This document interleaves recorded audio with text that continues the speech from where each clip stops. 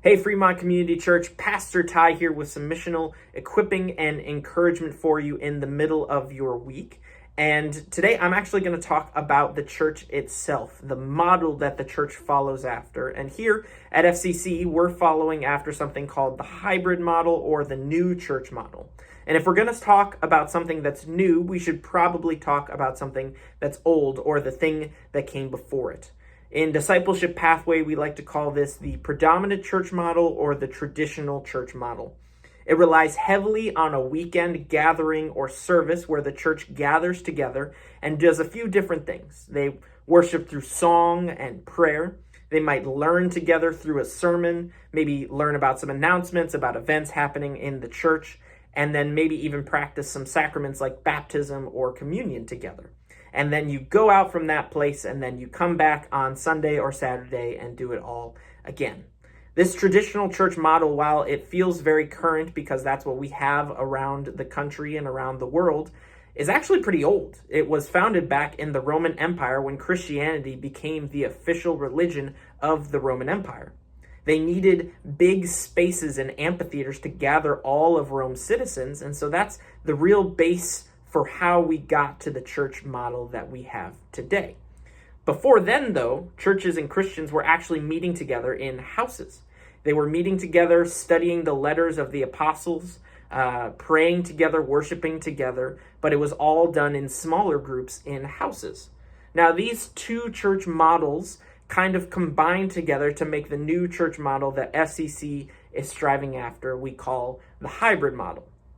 On one half of the hybrid, you have the traditional predominant feeling side. So for us here at FCC, that's Sunday morning. We gather together, we sing songs, we learn through a sermon or a discovery Bible study. We practice sacraments once a month with communion, and then every so often with baptism. And then, of course, we pray for one another, and then we go out. And when we go out, that's where the other half of this model comes in, the hybrid missional half. So the missional half is kind of where Discipleship Pathway and the missional equipping stuff comes into play. How are we Christians outside of the church building on Sunday morning? How are we representing Jesus in our workplace, in our school, in our hobbies, in our neighborhood, even in our families? That is the question of the hybrid model. What happens outside of Sunday morning? So the reason we're doing this hybrid model is because we see benefits of both styles of church.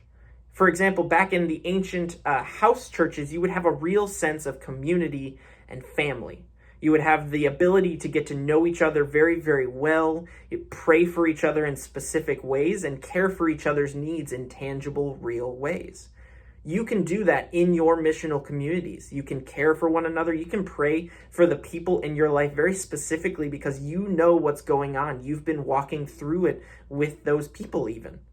We here in the traditional model can't necessarily do that as well because there's so many more people. But that doesn't mean the traditional model doesn't have its value. It really does. We gather together and encourage one another. We can sing songs together. We pray together. We learn from each other, whether it be through a sermon from a pastor or member of our church, or a DBS where we gather together and study the Bible together. Those two halves have their strengths and their weaknesses, and that's why we're doing a hybrid model, because that allows us to have sort of the best of both worlds and learn from each other. And so as you're a part of FCC or a part of this missional movement, know that there are value to both halves of this model of church, that you can participate in both ways. And just because you like one more than the other doesn't mean that the other is less valuable or less important.